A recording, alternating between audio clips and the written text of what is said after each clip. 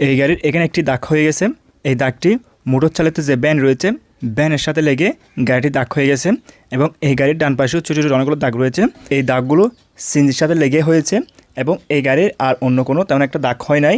এখানে যে গাড়ির বাম পাশে যে দাগটি হয়েছে অনেক বড় একটি দাগ দেখা যাচ্ছে। এই দাগটি ঠিক করতে, এই দাগটিতে কালার করাতে আমাকে একজন বলেছে প্রায় 8,000 টাকা লাগবে। কমপক্ষে আপনি 5,000 টাকা দিয়ে এই ধরনের দাগ ঠিক করতে পারবেন। সেক্ষেত্রে ছোটো একটি দাগের জন্য আপনার 5,000 টাকা খরচ করতে হবে।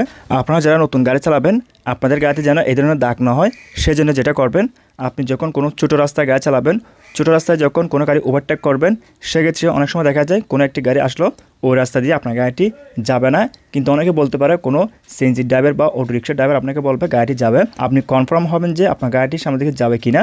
যদি মনে হচ্ছে যাবে না তাহলে অবশ্যই আপনি সামনে দিকে যাবেন না, ওই গাড়িকে বলবেন সাইড করার জন্য। যদি আপনি কারো কথা শুনে আপনি সামনে দিকে যান সেক্ষেত্রে আপনার গাড়িতে এই ধরনের ছোটোখাটো দাগ হতে পারে, তাই অবশ্যই সাবধানে থাকবেন।